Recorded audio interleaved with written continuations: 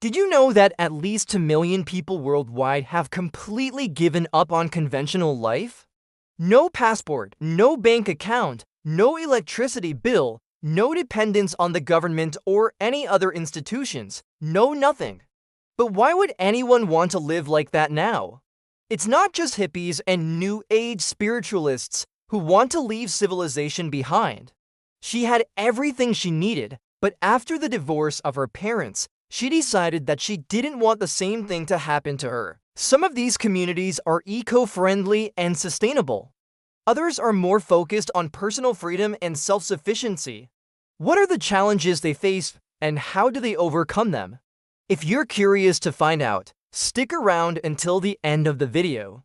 First and foremost, you'll need a place to live. This could be a cabin you build yourself, a yurt you set up, or even a cave you make habitable. The possibilities are endless. You'll also need a way to grow your own food. Off-grid communities are an integral part of our world. They provide us with a glimpse into different ways of life and remind us that there are still places where people are living simply and sustainably. As we move forward, it's important to remember that off-grid communities are not just relics of the past, but vibrant, thriving communities of people who are living according to their own values and beliefs. We can learn a lot from these communities and their way of life. By understanding and appreciating the challenges they face, we can work to create a better world for everyone. This could involve setting up a vegetable garden, starting a small farm, or even foraging for wild foods. If you live in an area with a long growing season, you should also consider preserving your food. This could be done through canning, dehydrating, or freezing. You'll also need a way to generate your own electricity. This could involve setting up solar panels, wind turbines, or even a small hydroelectric system. Of course, you'll also need to take care of your own waste disposal and water needs. All of these things will require planning and effort, but the rewards of living a simpler, more sustainable life can be worth it. Still, others are all about spiritual growth and enlightenment. In fact, there are entire regions where people live off the grid. Do they adopt the ways of the modern world, or do they continue to live off the grid? The answer may surprise you. When off-grid communities come into contact with the outside world, they often find that they can benefit from the exchange. They may be able to sell their goods and services to outsiders, which can help them to improve their standard of living. At the same time, they may also learn new skills and ideas from outsiders that can help them to improve their way of life. However, it's important to note that not all contacts with the outside world are positive. In some cases, outsiders may try to take advantage of off-grid communities. They may try to buy their land or resources at a low price or exploit their labor. It is important for off-grid communities to be aware of these risks and to take steps to protect themselves. Overall, though, contacts with the outside world can be mutually beneficial for both off-grid communities and outsiders. It's important to remember that off-grid communities are just that, communities of people who have chosen to live off the grid. They are not separate from the rest of society, and they often have close ties to the outside world. In fact, many off-grid communities are deeply rooted in the history and culture of the areas they live in. They are an integral part of the local environment and have a deep understanding of the land and its resources. For example, the mountains of Nepal are home to several communities of people who live without electricity, running water, or even roads. These communities are largely self-sufficient, and they rely on the natural resources of the mountains to meet their needs. Similarly, the jungles of Borneo are home to several indigenous groups who live off the land. These groups are experts at surviving in the jungle, and they have a deep understanding of the plants and animals that live there. They use the resources of the jungle to build their homes, make their tools, and provide for their families. When you live off the grid, you have to be self-sufficient. You'll need to grow your own food, generate your own electricity, and provide for yourself in other ways as well. It's a challenge, but it's also an opportunity to live a simpler, more sustainable life. One of the biggest challenges of living off the grid is staying connected to the outside world. Without internet or cell phone service, it can be difficult to stay in touch with friends and family. It can also be challenging to get news and information about what's going on in the world. However, many people find that these challenges are worth the trade-off for the peace and quiet of living off the grid.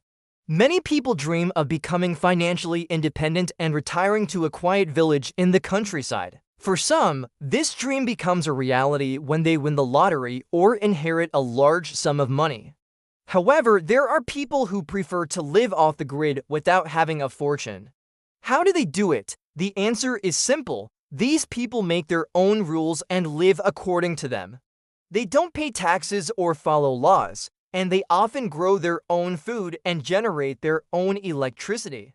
This way of life is not for everyone, but for those who choose it, it can be incredibly rewarding. Of course, there are also people who are forced to live off the grid because they have no other choice. They may be fleeing persecution in their home country or simply trying to escape the chaos of modern life. Whatever the reason, these people have created a way of life that is both sustainable and fulfilling. So she saved up enough money to buy a piece of land and build a house on it, far away from prying eyes. It took her 5 years to save enough money. During that time, she studied construction and learned a lot of useful stuff. Finally, she bought 40 acres of land in the middle of nowhere and moved there with her 2 kids. Her ex-husband was against this, but Tina wasn't going to let that stop her. After all, she was doing it for the sake of her children. The first year was very difficult. She struggled to build a house, take care of the farm, and raise her children, but she didn't give up. Now she's got a beautiful house, a vegetable garden, fruit trees, chickens, and goats. She grows her own food, raises her own livestock, and spends her days hiking and exploring the nearby forest. This place is her haven, a place where she can raise her kids away from the stress and strain of city life. And she's not the only one. More and more people are choosing to live off the grid, away from the hustle and bustle of city life. It sounds great, doesn't it? You can grow your own food, live simply and authentically, and maybe even save a few bucks. But it's not all roses and sunshine. Living off the grid can be tough, especially when you're trying to do it right. It takes a lot of work to build a sustainable life, especially if you're doing it alone. There are people who say that building a house from scratch without any skills is impossible, but we have something to say about that.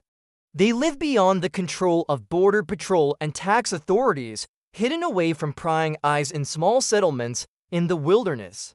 Let us show you a few of them and find out why.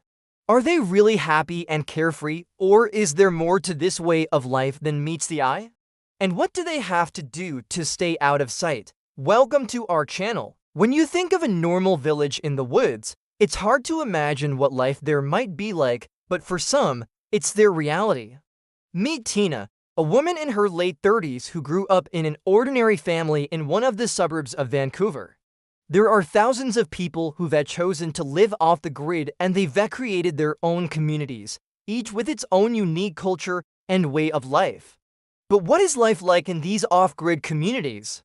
How do people get by without the conveniences of modern life? Off-grid living can be challenging, but it can also be incredibly rewarding.